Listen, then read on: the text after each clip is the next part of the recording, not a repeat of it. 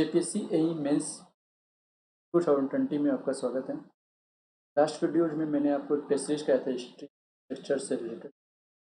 इस वीडियो में पहले आपको मैं थियरी बताऊंगा, उसके बाद में क्वेश्चन स्टार्ट करते हैं। देखिए, पिच फॉर टेक बोल्ट्स और प्लेट्स कितना होगा? 32 टाइम्स टी और 300 mm whichever is less if member is not expose to the weather. अगर एक्सपोज टू वेदर है तो 16 टी और 300 mm हो जाएगा। वही maximum pitch for tack boards का अगर चैनल सेक्शन, आई सेक्शन या एंगल्स हो, इन कंप्रेशन में 600 mm एंड इन टेंशन में 1000 mm हो जाए। फ्लैट वेल्ड क्या है? ये देखिए, फ्लैट वेल्ड आपको क्या है?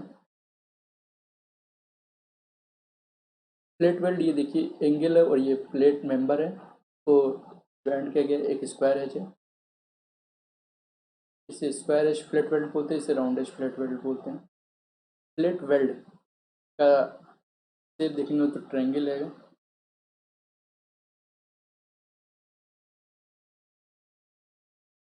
और ये जो आपको दिख रहा है यहाँ टो से लेके और ये हाइपोटेनियस तक, इसको बोलते हैं थ्रोट थिकनेस।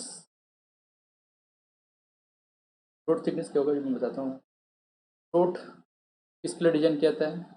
थ्रोट एक वीकेस्ट सेक्शन होता है और इसको शेयर के लिए डिजाइन किया जाता है।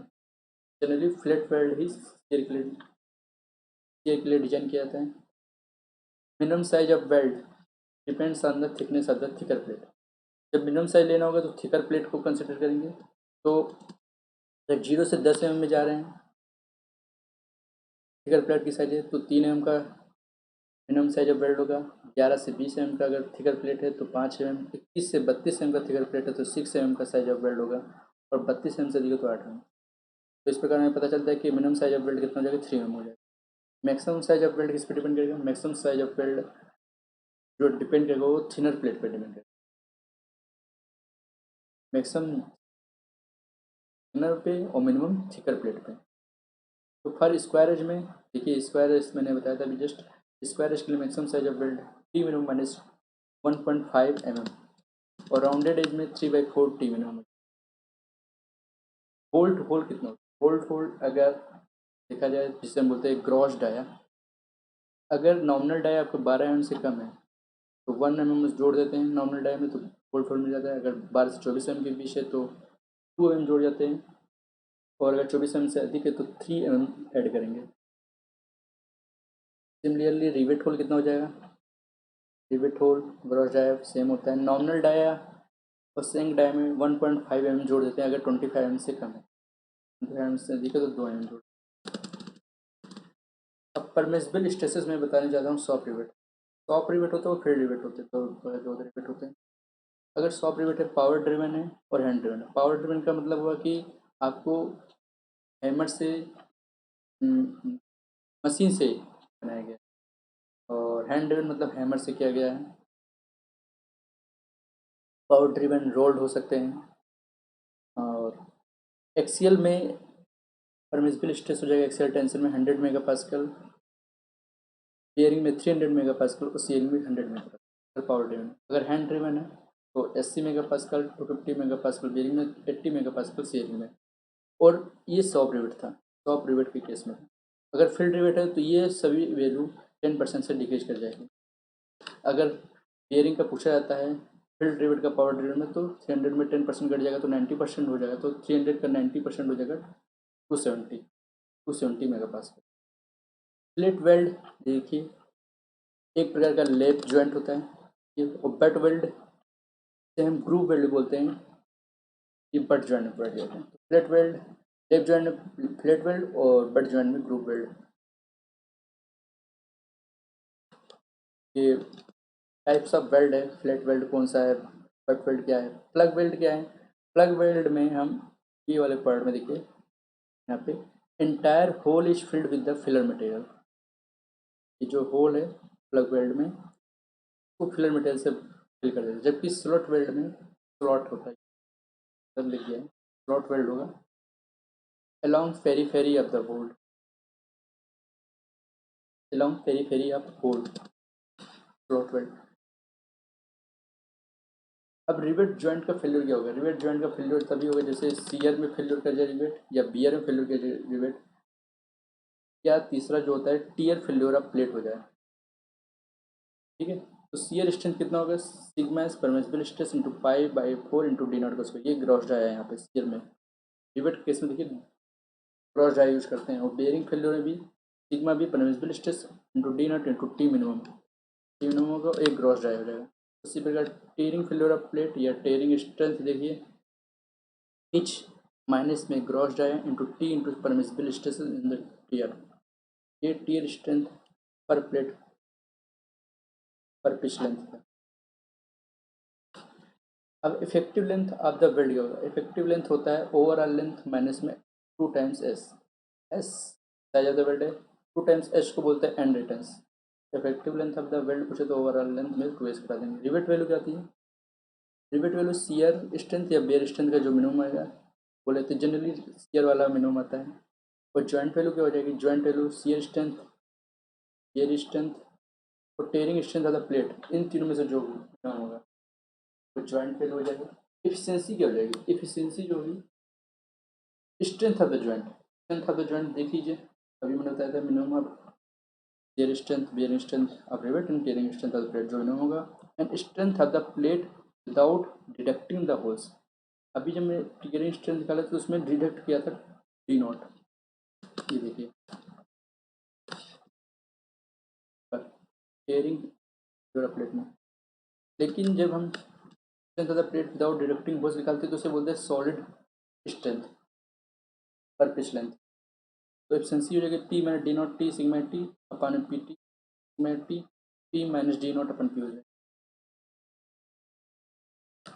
अब गेज क्या होते हैं, पिच क्या होते हैं, एंड डिस्टेंस क्या होते हैं, एज डिस्टेंस क्या होते हैं। ये लोड है मेंबर में लोड के डायरेक्शन में, तो दो रिवेट के बीच के डिस्टेंस को पिच बोलते हैं, जबकि लोड के परपेंडिकुलर डायरेक्शन में दो रिवेट के बीच के डिस्टेंस को गेज बोलते हैं।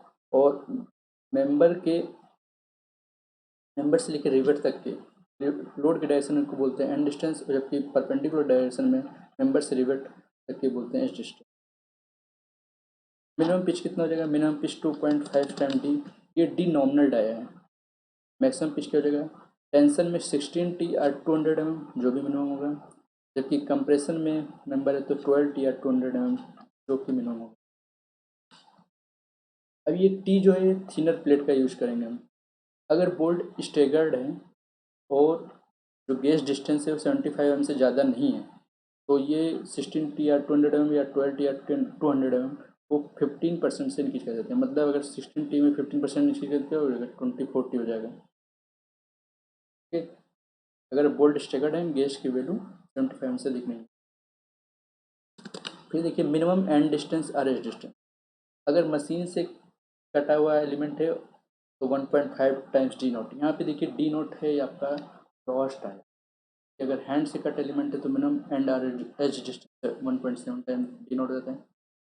तो अगर मिनिमम हो गया तो मैक्सिमम कितना हो जाएगा? मैक्सिमम एंड डिस्टेंस और edge distance 12 time t times epsilon बोलते हैं। Epsilon equals to square root of 250/f5। अगर माइल डिस्टेंस देखें तो f5 की रूट 250 हो जाएगी तो एप्सिलॉन की। अगर member is subjected to corrosion तो मैक्सिमम एंड डिस्टेंस और एज डिस्टेंस कितना हो जाएगा? 40 + 40 हो जाएगा। अब देखिए इफेक्टिव थ्रोट थिकनेस मैंने बताया था। थ्रोट थिकनेस क्या होता है? वो हो जाता है KS, और 3 mm से मैंने बताया था एस की वैल्यू कम होनी चाहिए, तो इफेक्टिव थ्रोट थिकनेस भी 3 mm से कम होनी चाहिए। अब ये के की वैल्यू डिपेंड करती है एंगल ऑफ फ्यूजन पे, जो कि 60 से 90 डिग्री है तो के की वैल्यू 0.7, 91 से 100 है तो 0.65, 101 से 106 डिग्री सेंटीग्रेड तो 0.6 हो जाएगा, 107 से 113 तो 0.55, 114 से 120 के बीच में तो 0.5 हो जाएगा। ये वैल्यू आप याद कर लीजिएगा बहुत। रिवेट को किस प्रकार से हम बताते हैं, क्या है साइज उसका? तो बोलते हैं नॉमिनल डाया या रिवेट डाया या shank. Size of the rivet is the rivet dia shank dia.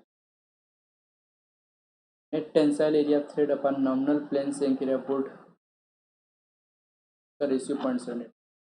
ये सब मैं आपको थ्योरी बता रहा हूँ, जब मैं टेस्ट कराऊंगा तो आपको पता चलेगा मैंने इसको क्यों बताया। उसके सोल्यूशन यहीं पे मिलेंगे। तो आप स्क्रीन शॉट ले लीजिएगा, वह टेस्ट दीजिए। इफेक्टिव थ्रोट थिकनेस, ये तो ब्रेथ वेल्ड में हो गया। अब बट वेल्ड में इफेक्टिव थ्रोट थिकनेस कितना हो जाएगा? अगर फुल पेनिट्रेशन हो, फुल पेनिट्रेशन का मतलब है कि डबल वी या यू बट वेल्ड हो तो टी मिनिमम हो जाएगा। और अगर हाफ या पार्शियल पेनिट्रेशन मतलब single V or U butt weld हो तो 5/8 टाइम्स टी मिनिमम हो जाएगा।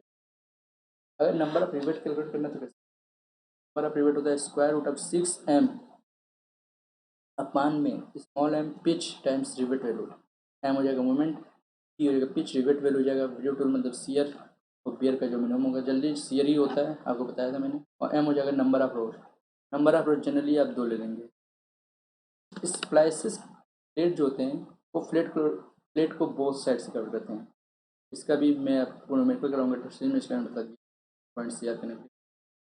अब देखिए ये प्लेट वेल्ड है पैरिस का, जिसका शेप ट्रायंगल है, ये एस और एस इधर से हो जाएगा, थ्रोट थिकनेस हो जाएगा क्या हाइपोटेन्यूज है।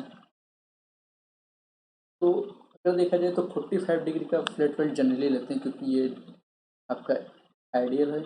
तो अगर साइन 45 डिग्री लगाए तो क्या जाएगा? Sine 45 degree equals to perpendicular upon hypotenuse, perpendicular throat thickness हो जाएगा अपन एस हो जाएगा, तो t by S equal sine 45 degree, और साइन 45 डिग्री 1/√2 हो जाता है। तो √2 कितना हो जाएगा? S/2 हो जाएगा। S/T की √2। बोल्ट आपका एक्सेल टेंशन के लिए डिजाइन किया था, जबकि फ्लैट वेल्ड शियर के लिए डिजाइन किया जाता है। मैंने बताया था फ्लैट वेल्ड में जो थ्रोट थिकनेस होता है वो वीकेस्ट सेक्शन होता है, जिसको हम शियर में डिजाइन करते हैं। Design strength of the flat weld और design strength of the butt weld दोनों का डिजाइन स्ट्रेंथ होता है FU into LW effective length of the weld, A into S effective throat thickness upon gamma MW और √3 नीचे रहेगा। फ्लैट वेल्ड में FU/√3 रहता है, जबकि ब्रेथ वेल्ड में FY रहता है, √3 भी नहीं आता है। और LW और T, यहाँ पे देखिए टी से मैंने ब्रेथ वेल्ड में इफेक्टिव थ्रोट थिकनेस को रिप्रेजेंट किया, जबकि KS फ्लैट वेल्ड में। अब फ्लैट वेल्ड की जो स्ट्रेंथ होती है वो मेन मेंबर का 80 से 85 90% 95% तक होता है। दोनों का ज्ञान स्ट्रेंथ ने बता दिया। फ्लैट वेल्ड के टाइप कौन कौन से? एक होता है मिड-रे, दूसरा कॉनकेव, तीसरा कॉन्वेक्स। जबकि ब्रेथ वेल्ड में स्क्वायर आएगा, बीवेल आएगा, वी टाइप्स आएगा, यू टाइप्स आएगा, जेन टाइप्स। तो स्क्वायर सिंगल बेवल भी हो सकता है, double bevel, double V, double U, double J, single J, ये ब्रेथ वेल्ड टाइप है। फ्लैट वेल्ड 3 टाइप्स को। Next page. अब नंबर ऑफ रिवेट कैलकुलेट करना। नंबर ऑफ रिवेट का मतलब होता है कैसे कैलकुलेट करते हैं? जो लोड दिया है, जितना लोड कैरी कर रहा है मेंबर को, और रिवेट वैल्यू में बताया था कि शियर स्ट्रेंथ और bear strength of the rivet जो मिनिमम होगा। जनरली मैंने बताया कि शियर मिनिमम होता है। स्प्लाइस प्लेट में रिवेट वैल्यू कितनी हो जाएगी? जनरली मैंने बताया शियर का होता है मिनिमम रिवेट वैल्यू, तो 5/4 d not square into permissible stress sigma.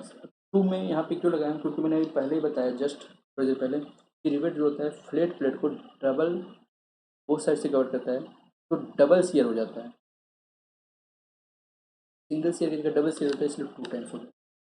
अब देखिए जब गेज की वैल्यू पिच से अधिक होगी तो नेट एरिया कैलकुलेट करेंगे। जब टेंशन नंबर में नेट एरिया कैलकुलेट करेंगे तो B - ND0 + P² / 4G × T। तो मिनिमम ए नेट एग्जैक्ट फेल्योर में मिलेगा, ठीक है। जबकि गेज की वैल्यू पिच से कम होगी, जबकि गेज की वैल्यू पिच से अधिक थी तब एग्जैक्ट फेल्योर मिलेगा, और जब गेज की वैल्यू पिच से कम होगी तो B - ND0 T ये मिनिमम होगा नेट एरिया, तो स्ट्रेट लाइन फेल्योर हो जाएगा। जब गेज और पिच की बराबर होगी तो इन दोनों में से कोई भी हो सकता है। तो इसमें क्या होता है कि जैसे जैसे बोल्ट होल इंक्रीज करेगा वैसे वैसे फेल्योर होगा। तो गेज के और पिच के कौन सा ज़्यादा है, फिर आपका फेल्योर होता है। अगर गेज ज़्यादा है पिच से, एक फेल्योर कम है तो स्ट्रेट लाइन फेल्योर, बराबर है तो बोल्ट होल फेल्योर ज़्यादा। अब हम टेस्ट स्टार्ट करते हैं।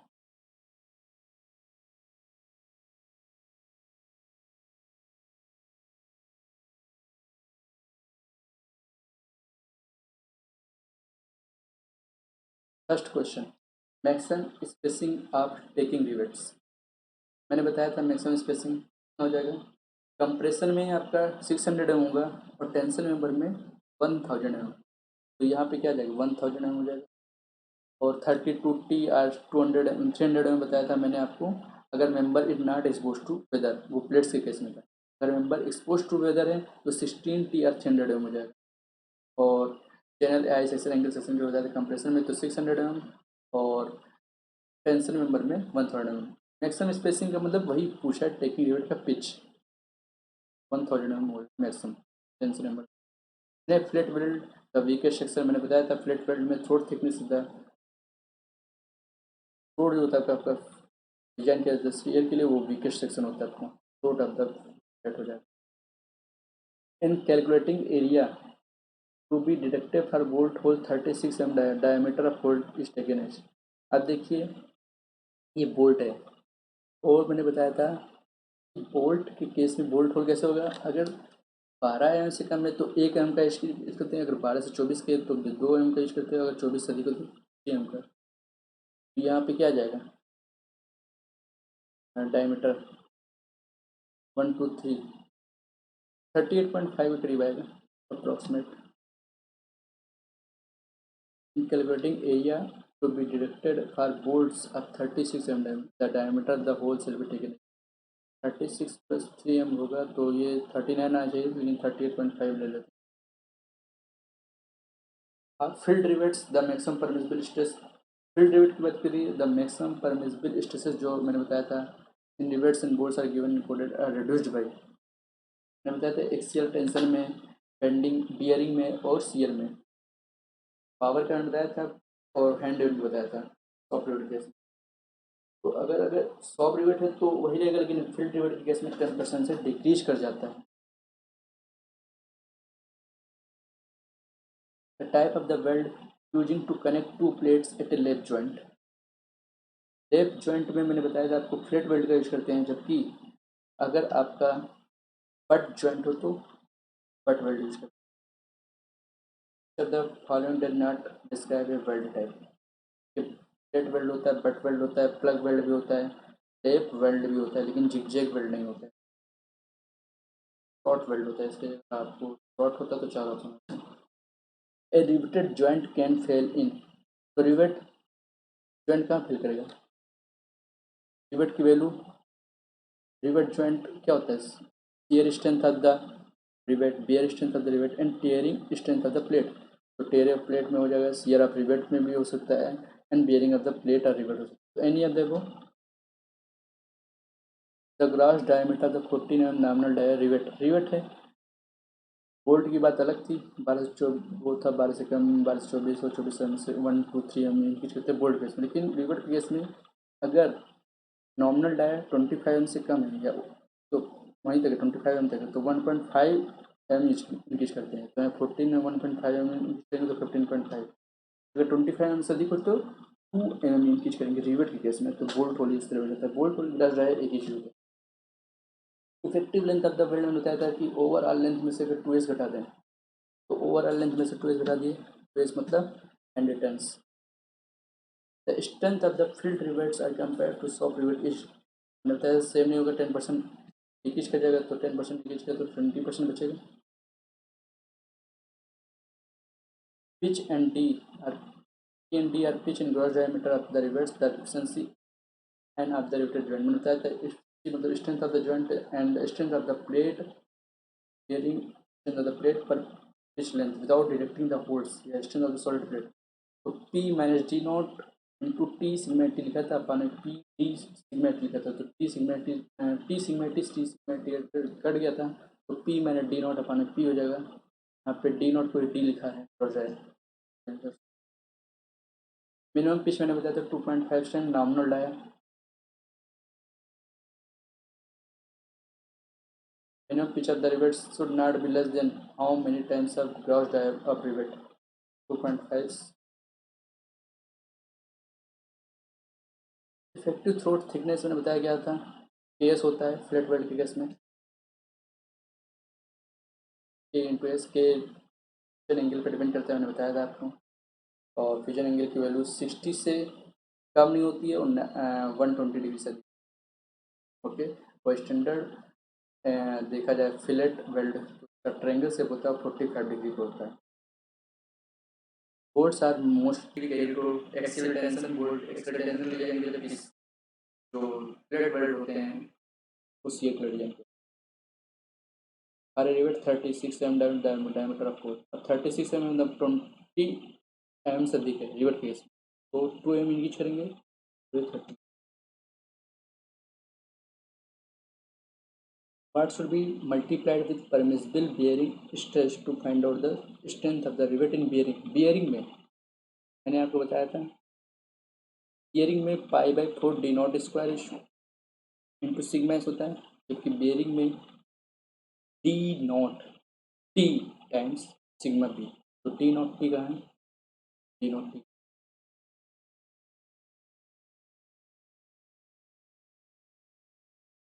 ये आपका जो दिखा है, ये पी मैंने डी नॉट, ये टीयरिंग में है, ये शेयरिंग में है और ये बियरिंग में है। If the wrongly stated assumption taken analysis affected plants, friction in plate is negligible, सही है। Uniform stress distribution in plate is not considered, ये गलत है। हम यूनिफॉर्म स्ट्रेस देख लेते हैं।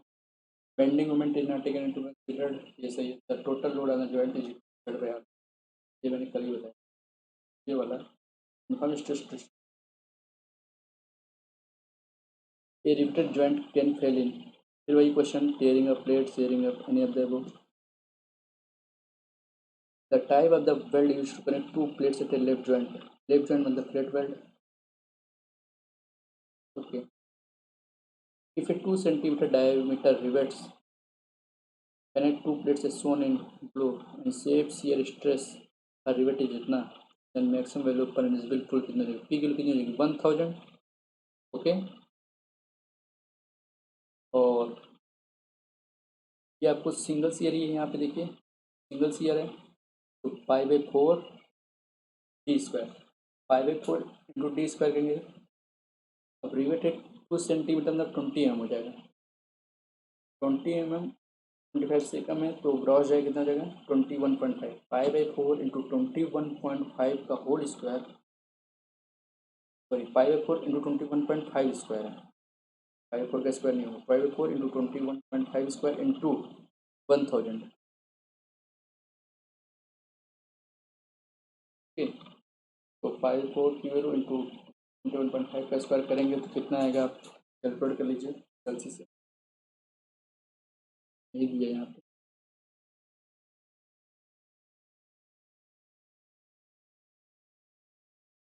पाई बाई 4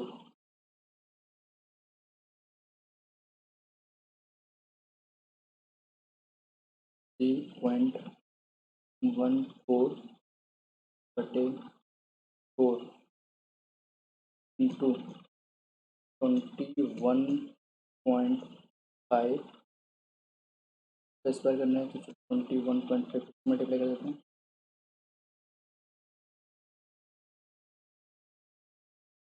देखिए 362 के करीब है, 362 मतलब 3140।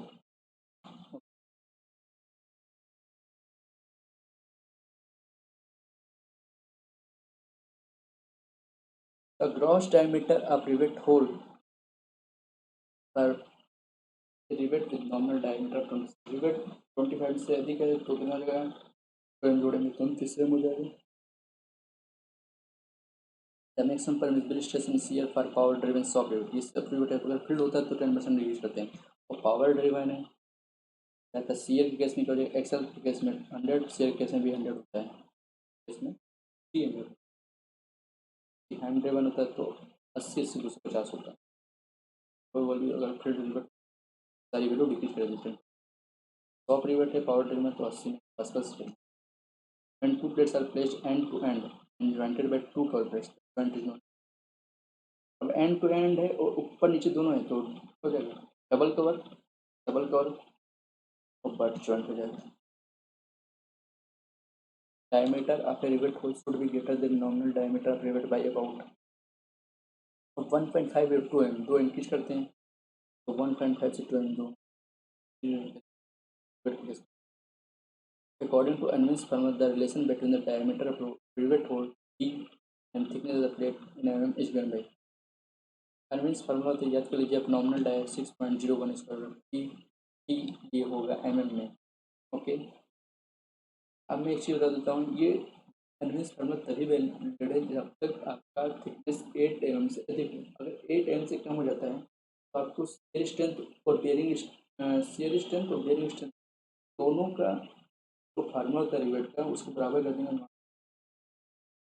शेयर स्ट्रेंथ क्या होता है, pi by 4 into T not plus पर इंटू एस, बेयरिंग स्ट्रेंथ का कुछ करेंगे डी नॉट टी, हाँ मैं सिंगल भी पता है, पाई 4 पता है, डी नॉट का स्क्वायर है, यहाँ टी टी कट जाएगा तो एक डी नॉट इधर से कट जाएगा तो टी यहाँ से जाएगा, वो अनविंस फार्मूला नहीं है, वो 8 से कम है तब यूज़ करते हैं। अगर अनविंस फार्मूला से पूछा तो 6.01 स्क्वायर रूट कब तक वैलिड, तो 8 से अधिक थिकनेस की वैल्यू अधिक है तभी वैलिड है। 8 से कम है तो हम शियर स्ट्रेंथ बेयर स्ट्रेंथ को बराबर करेंगे तो वहाँ से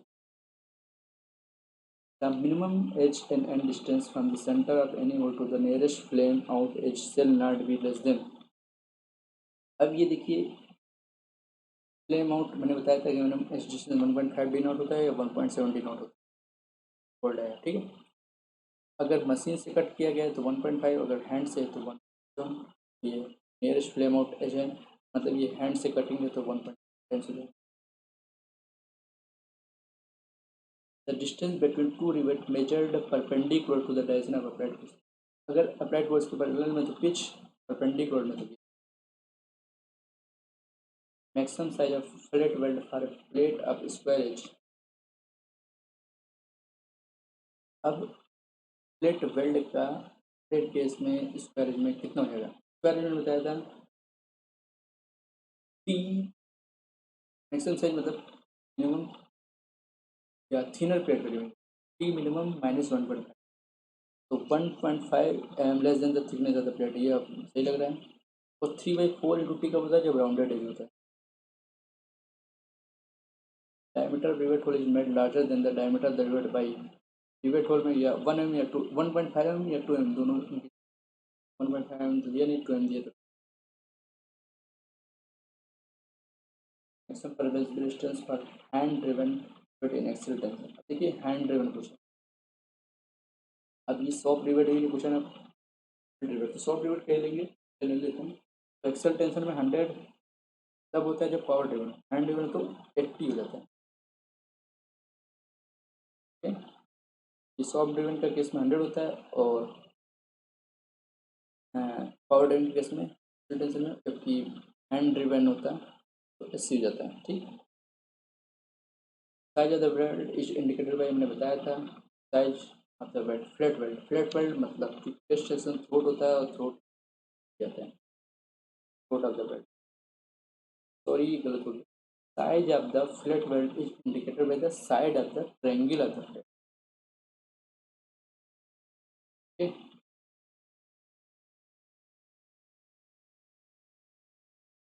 size of the flat weld side of the triangle से इंडिकेट किया जाता है। थ्रोट ऑफ द फ्लैट जो होता है वो इफेक्टिव थ्रोट थिकनेस बताता है, फिर मटेरियल कहते हैं। साइज बताना हो तो साइड वाला of the triangle of flat होता है जो कि एस से denote.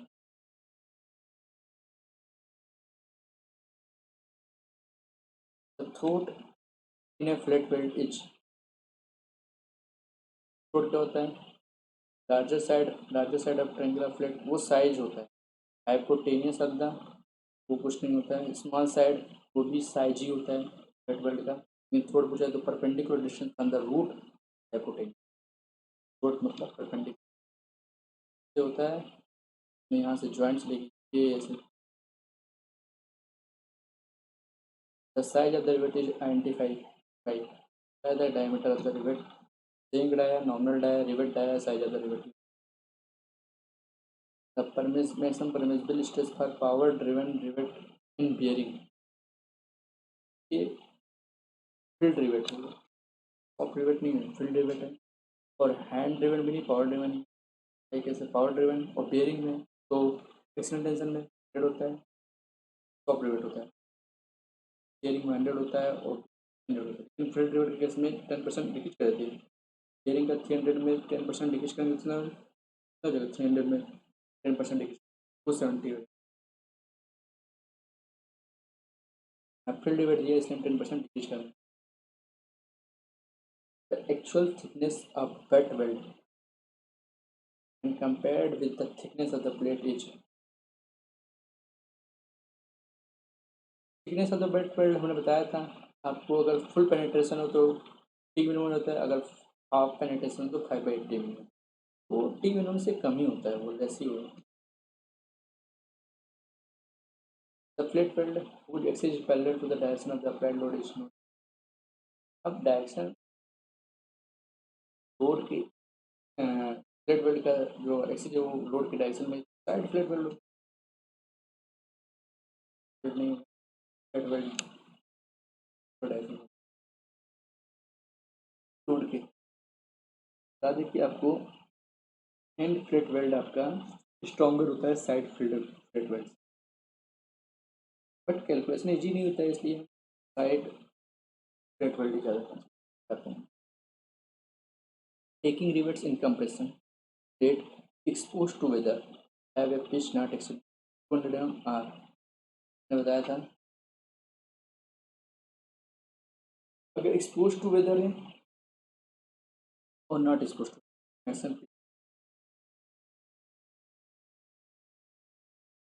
Expose not expose to weather है तो 32 टी ले, अगर एक्सपोज टू वेदर है तो 16 to.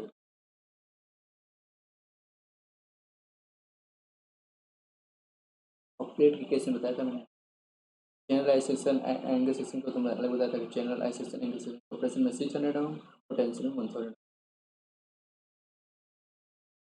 Okay,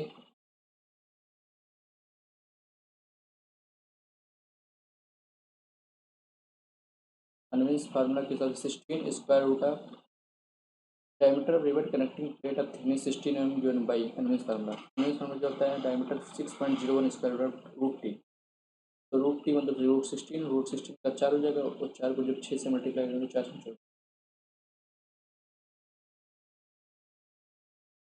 plate weld is not recommended if angle between fusion face theta के लिए बताया था कि 60 से 120 degree less than 45 degree, plate weld is not recommended angle between less than 40, ये कह रहा है ग्रेटर देन 180 डिग्री में इसे भी नहीं रिकमेंड करेंगे, less than 60 degree greater than 1, statement है।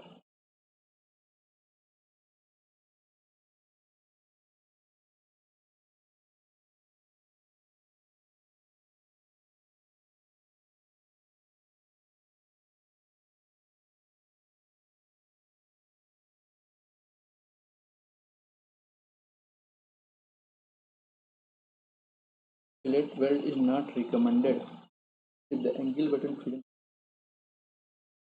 120 डिग्री से अधिक हो जाए, हमने बताया था ना 120 डिग्री से अधिक नहीं हो जाए, 60 से 120 डिग्री में, तो लेस देन 60 डिग्री में भी नहीं जाएगा और ना ग्रेटर देन 120 डिग्री में।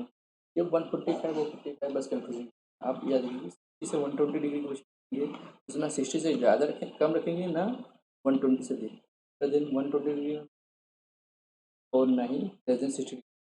तो मैंने less than 60 degree less than 45 अपने आप ग्रेटर देन 120 डिग्री तो ग्रेटर देन 145 डिग्री में आप ही PNC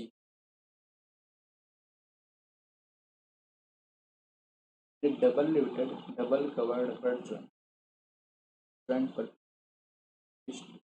in sharing the rivets and times the sharing instead of one rivet and देखिए सिंगल शेयर और सिंगल रिवेट मतलब पाई by 4 D square D naught percent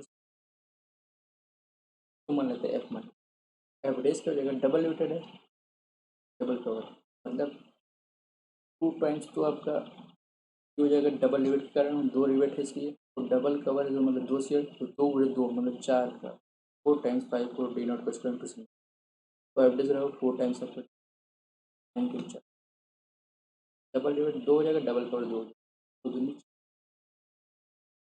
each is 6 centimeter. Rivet value is 4 tons.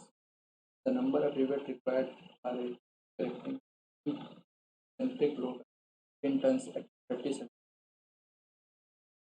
जैसा कि अगर नंबर जैसे N equal to square root of 6m अपान में m times P R V. तो 6m मोमेंट कितना जगह पहले स्क्वायर रूट बाद में निकालेंगे। 6m कितना दिया है, m मतलब मोमेंट्स, सेंट्रिक लोड दिया 15 10 से 30 सेंटीमीटर। यहाँ तो m जगह निकालेंगे 15 इंटू 30, नहीं फोर्स को मल्टीप्लाई किया तो डिस्टेंस मोमेंट आ गया। ये हो गया 6m डिवाइडेड बाई क्या आता है, डिवाइडेड बाई आता है आपका m होता है नंबर ऑफ रोज। यहाँ पे नंबर ऑफ रोज तो दे लिखा है, तो जनरली होता है तो 2 लेते हैं, तो 2 से डिवाइड करते हैं पहले। फिर डिवाइड किससे करना है, डिवाइड करना है पिच से। पिच कितने देखिए, पिच इज 6 सेंटीमीटर, सेंटीमीटर में क्योंकि हमने ऊपर 30 सेंटीमीटर ले लिया। ठीक है, और आर वी रिवेट वैल्यू कितनी जाएगी, रिवेट वैल्यू 4 टेंस, और टेंस यहाँ पे भी टेंस यहाँ पे अपने आप कर जाएगा। स्क्वायर रूट अब था तो स्क्वायर रूट से कर देंगे इसका, 7.5 मतलब 8 नंबर ऑफ रिवेट हो जाएगा 8। आपको फार्मूला बताया था, आपको देख लीजिए नंबर ऑफ रिवेट कैलकुलेट करने के लिए। ये देखिए केवल नंबर ऑफ रिवेट 6m अपान में small m P R V, m number of generally row 2 लेते हैं। Okay, b is the width of the plate and d is the diameter. The essential rivet joint having the diameter diamond riveting is given by। मैं आपको बता चुका हूँ कि efficiency कैसे निकालते हैं।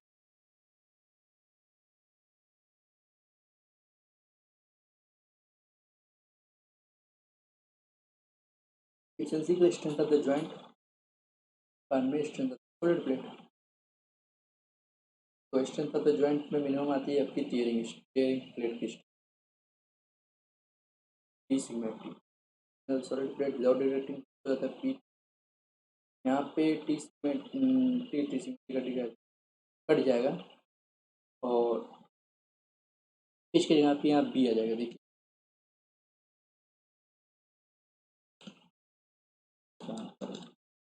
ये सी, तो यहाँ पिच की जगह पे आपका विड्थ आ जाएगा,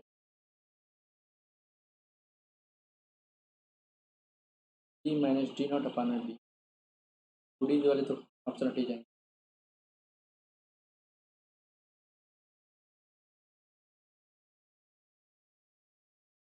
In a truss girder, a bridge the diagonal consists of mild steel plate 400 ISF and carries a block 800 Newton. Okay. If the gross diameter of the rivet is 26, then the number of rivets required in splice steps। मैंने बताया था स्प्लाइसेज होता है किस plate को, ये ISF plate को ऊपर नीचे दोनों से जोड़ लेता हूँ तो डबल कवर होता है। नंबर ऑफ रिवेट निकालने के लिए क्या करेंगे, ज़्यादा नंबर ऑफ रिवेट अगर कैलकुलेट करना है तो लोड को डिवाइड करते हैं। ठीक है, नंबर ऑफ रिवेट होता है लोड को रिवेट वैल्यू से। रिवेट वैल्यू जनरली क्या होती है, सीयर में मिनिमम होती है। तो जॉइंट की अगर बोलते हैं जॉइंट स्ट्रेंथ तो टीयर में, रिवेट वैल्यू में आपको सीयर में मिनिमम। तो एफ एस निकालेंगे, एफ एस निकालने के लिए स्प्लाइस में 5 D not square losing match और 2 क्यों लिखा है, इसलिए लिखा है क्योंकि स्प्लाइसेज जो होती है ऊपर नीचे दोनों से कवर करती है प्लेट को, तो डबल कवर हो जाता है। तो डबल कवर का डबल सीयर होता है, दो प्लेन में करते हैं। ठीक है, नंबर ऑफ रिवेट निकालना है तो 2 टाइम्स 5 डी नॉट को स्क्वायर इंटू सिग्मा करते हैं। रिवेट वैल्यू कर 2 टाइम्स 5 मतलब 0.14 को डिवाइड करना है 4 से। और डी नॉट का स्क्वायर, डी नॉट कितना हो जाएगा, डी नॉट हो जाएगा आपका 26 M gross dia rivet. Gross dia देर का कोई दिक्कत है, 26 का स्क्वायर करते हैं इससे 220। तो सिग्मा एस कितना दे रखा है, सिग्मा एस नहीं दे रखा है तो हमें पता है कि 100 ही लेंगे।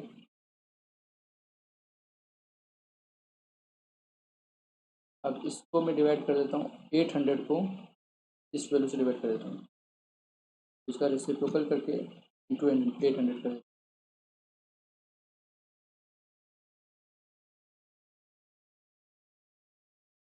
वही किलो न्यूटन था तो 1000 से मल्टीप्लाई हुआ, देखिए अब 1000 करीब 7.5 मतलब 8 के करीब आएगा number available. Boards are most suitable to carry tension में बताया था, फ्लैट वेल्ड शेयर में, बोर्ड्स एक्स्ट्रा टेंशन में are standard 45 degree at the ratio of the size of flat to throat, ये बता रखा है 45 डिग्री के लिए 10 45 डिग्री टी बाई एस की वैल्यू हो जाती है 1/√2, तो एस बाई टी की वैल्यू S/2 पूछ सकते हैं, ratio of size of flat to the throat through, √2 मतलब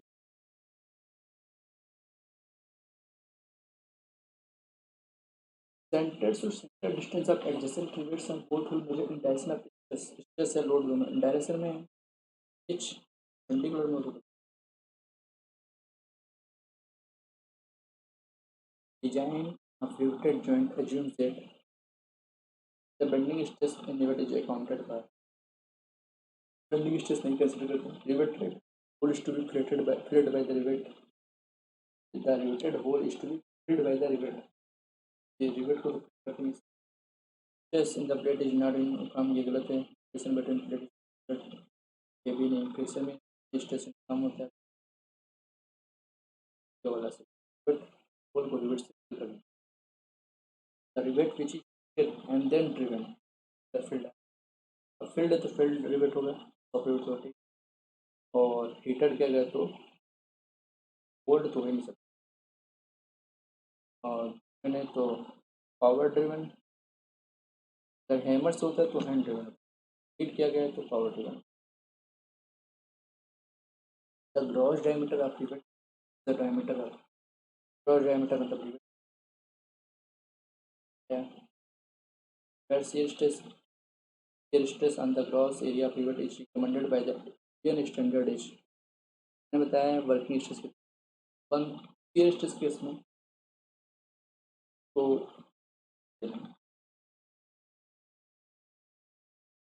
वर्किंग स्ट्रेस इसकी वैल्यू अगर देखा जाए तो 100 ही आएगा, ये है तो 100 जाएगा, एक्सेल भी होता है, टेंसर में तो 100 आता है, तो 100 मेरे पास तो 1025 ट्रांसफर फ्लैट वर्ल्ड सा डिजाइन पर, ये बताएं कि फ्लैट वर्ल्ड क्या ट्रांसफर हो चाहे पैरल हो, फ्लैट वर्ल्ड के सेक्शन के होता है थ्रोट और डिजाइन किया था शेयर के लिए, बोल्ट एक्सेल्टेशन और साइज आपका फ्लैट वेल्ड का तो साइड ऑफ द ट्रायंगल होता है, which are the following junction made another rivets are stressed equally, जैसे stress in plate is maximum at width माना गया, fit hole is complete by rivet between plate is A C D,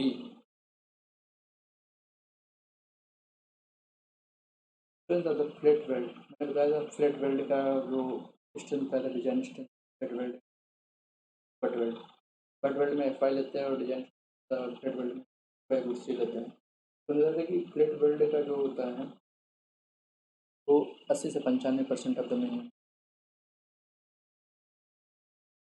number के equal नहीं होता है, ना ही ज़्यादा होता है, जो आधा इक्वल होगा तो 95%,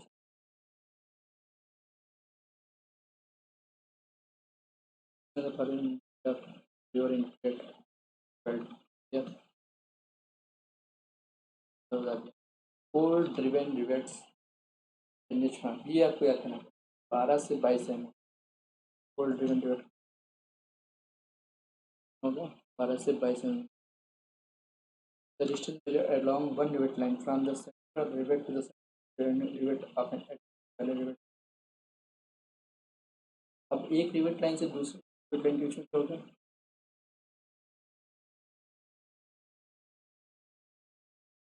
The distance measured along one rivet line from the center of a rivet to the center of adjoining rivet of an adjacent parallel rivet is called a gauge होगा।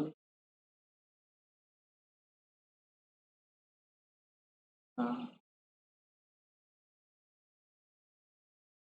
इस पे आते हैं। ये एक centre line centre line adjoining के बीच distance parallel distance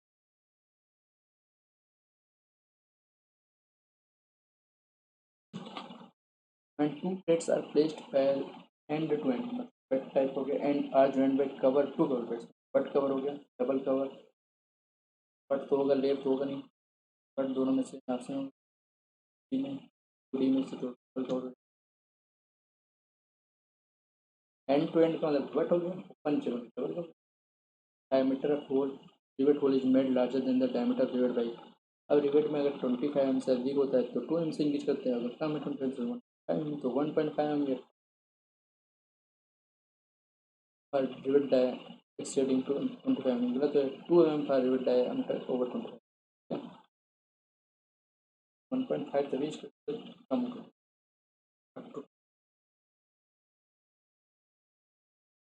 an imaginary line rivets are placed rivet जिस line के along प्लेस करते हैं rivet line ड्राइव लाइन या प्ले लाइन ये तीनों एक ही नाम है the main type of butt joints is a double cover double cover कोई हो सकता है या रिवेटेड हो सकता है चेन रिवेटेड भी हो सकता है जिगजैग रिवेटेड भी अलग देखो पर of rivets required joint each पर ऑफ रिवेट के लिए कोड अपान में ये स्ट्रेंथ रिवेट नहीं बेरिंग स्ट्रेंथ रिवेट या टेंग स्ट्रेंथ मैं जल्दी बताया था कि रिवेट वैल्यू और रिवेट वैल्यू जनरली आप देखे होंगे तो नहीं बताया ईयर में ज़्यादा नहीं ये आंसर हो जाएगा वैसे पी ये गलत है नंबर ऑफ रिवेट वही होगा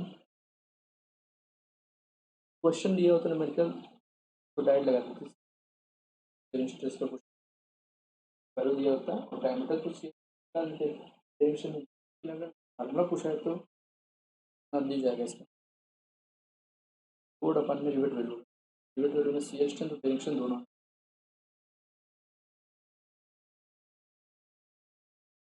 A riveted joint may experience rivet joint क्या है shift load shift let selling shift load तो होता है रिवेट का तो प्लेट्स का भी होता है ऑप्शन सर्कुलर पिच मैंने डी नॉट अपन पी आ गया chain of riveted joint stress load is uniformly distributed ये सही है shear stress unriveted is uniformly distributed सही है bearing stress uniform in the contact surface of the plate लग रहा है कि चारों से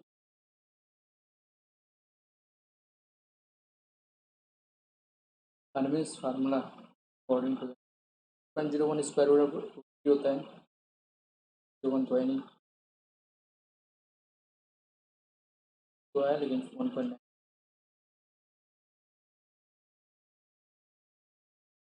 रिवेटेड जॉइंट में experience bearing failure of plates होता है हाँ bearing failure of plates floating failure of plates option ठीक है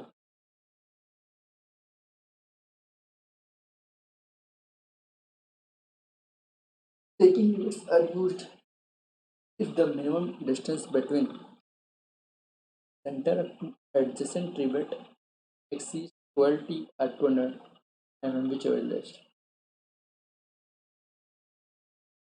क्या था कि टेकिंग रिवेट में मिनिमम डिस्टेंस कितना जाएगा 12 t 200 mm कब लिखेंगे जब exposed with them rivets are not considered to calculate stress हाँ टेकिंग रिवेट के लिए हम स्ट्रेस कैलकुलेशन में हम टेकिंग रिवेट का यूज नहीं करते हैं taking rivets are provided through the length of the compression member composed of components back to back अलग अलग हाँ ये टेकिंग स्ट्रेस कैलकुलेशन में देते हैं और 20 और 200 mm पता ही है और 30 200 mm जाता है 12T at 200 mm, 32T at 200 mm.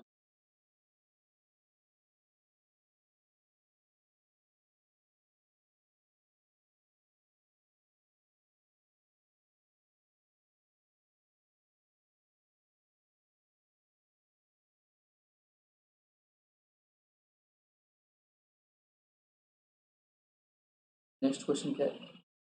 1971 that splice plate समझ लेना, और नीचे कवर करता है प्लेट को। Number of reverse carrying tested by taking greater than 6 is to be increased by 2.5%। पूछा है कि अगर टेकिंग वो थिकनेस अगर 6 से अधिक हो जाए तो हम नंबर ऑफ रिवर्स जो 2.5% करते हैं, कितना इंक्रीज करेगा टेकिंग की थिकनेस एवरी के लिए, every 5% number of reverse increase करते हैं। यहाँ पे आंसर ये होगा 2 mm। 10 से अधिक है टेकिंग, और अगर 8 mm है तो 2 mm इंक्रीज किया तो नंबर ऑफ रिवर्स 2.5%। अगर 10 है मतलब 4%, 4 mm इंक्रीज किया तो 2.5%, फिर 2.5%। तो every 2.5 mm thickness of taking, जैसे जैसे इंक्रीज करेगा टेकिंग थिकनेस 2 mm जैसे 2.5% से इंक्रीज कर जाएगा। The strength of the riveted left joint is equal to bearing strength, जैसे कि रिवेट वैल्यू क्या होता है? ईस्ट होता है।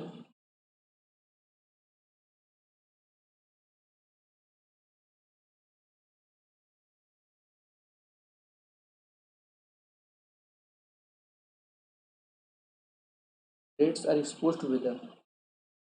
Taking rivets are quoted at a pitch in a line not exceeding exposed weather है। अगर नॉट एक्सपोज वेदर है तो 32T आता है और स्टैंडर्ड है, लेकिन एक्सपोज वेदर है तो 16T आएगा।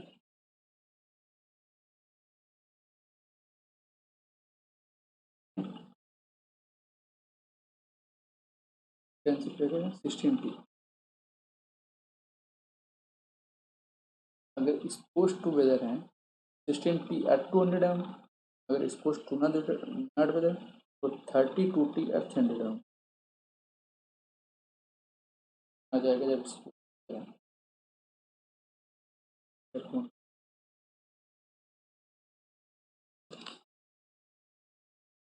200, यहाँ पे 200 आएगा, करेक्ट 200 आएगा, तो 32 एट 300 mm।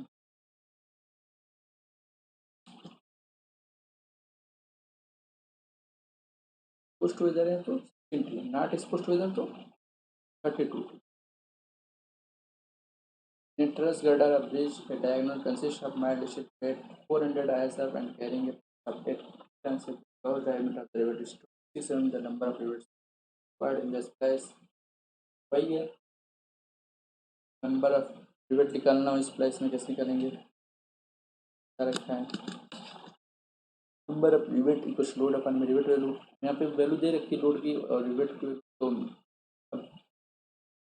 क्वेश्चन में बेयरिंग का पता नहीं है, ये के साथ निकालेंगे। 26 mm ग्रॉस डाई दे रखा है, हो जाएगा 2 टाइम्स बाई 4। स्प्लाइसेस है तो मतलब डबल कवर हो जाएगा, तो डबल सीयर हो जाएगा तो 2 टाइम्स वहाँ आ जाएगा, पाई का मतलब 3.1 टाइम्स पाई बाई 4 डिवाइड कर देंगे। तो ग्रास डायर दिया है 26, स्क्वायर कर देंगे।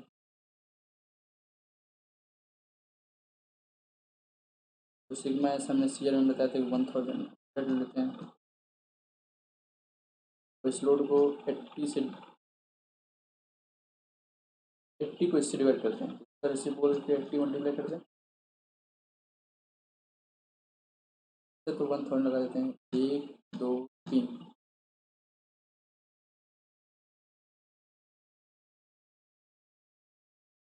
टन से 1000 10 किलोग्राम में हुआ तो 10 में ले लेगा। 7.5 करीब आएगा, 7.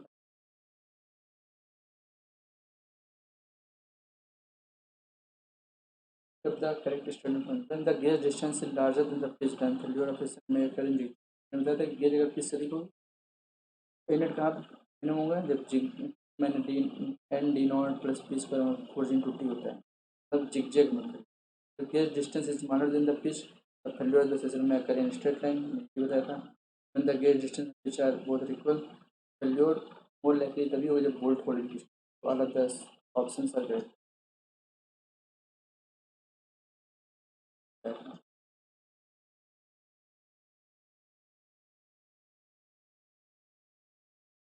Efficiency of a riveted joint is defined as the ratio of मैंने बताया क्या एफिशिएंसी मतलब joint value upon में strength of the solid plate per piston. Least strength of the riveted joint value the strength of the solid. Greatest strength of the riveted joint गलत strength of the solid. Greatest नहीं था least लेते हैं. Okay. Which of the following is a flat weld? ज़्यादा flat weld तीन प्रकार के होते हैं mitre concave and convex. Butt weld होता तो बीवेल होता और जे टाइप का यू टाइप का वी टाइप होता तो सिंगल डबल करते भी होता. फ्लैट वेल्ड है तो mitre. The minimum edge distance and hand distance on the centre of any hole to the nearest edge of the plate for the shear और hand flame. Hand flame में मतलब 1.7 D naught हो जाए 1.5 जब आता है तो मशीन से कट किया. डी नोट ये आपका होल्ड आया है for inspection of welded joint, the method in which iron flings are spread over the weld and it is then subjected to electric current is known as dye penetration method, magnetic particle method, ultrasonic method, radiography method. तो याद कर लीजिए magnetic particle welded joint के inspection के particle method में iron को fit करते हैं ऊपर आप इलेक्ट्रिक करंट का फ्लो करते हैं. A double lifted double cover bed joint. The strength of the joint per pitch length in shearing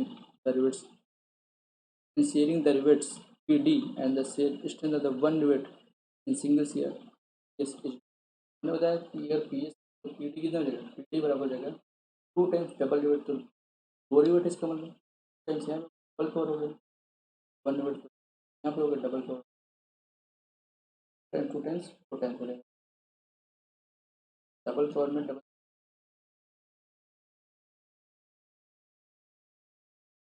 मैंने आपको नंबर पहले बता दी थी.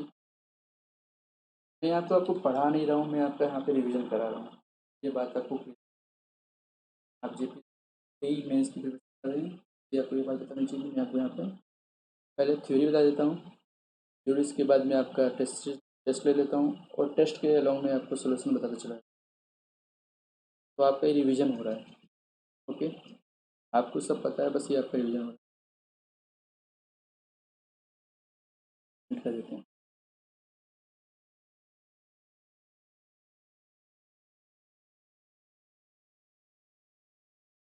क्वेश्चन गलत हो गया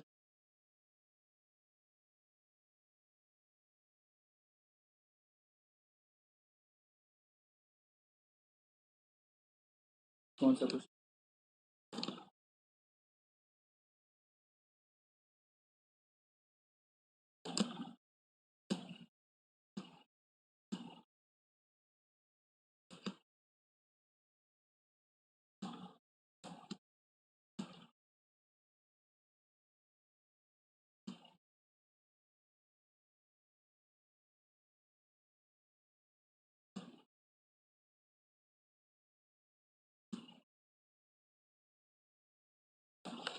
the strength of the riveted lap joint is equals to bearing strength bearing strength.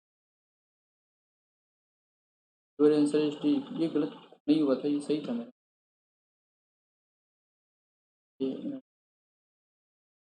ये correct answer D दिया है और योर आंसर डी सब सही है. ठीक है आपको।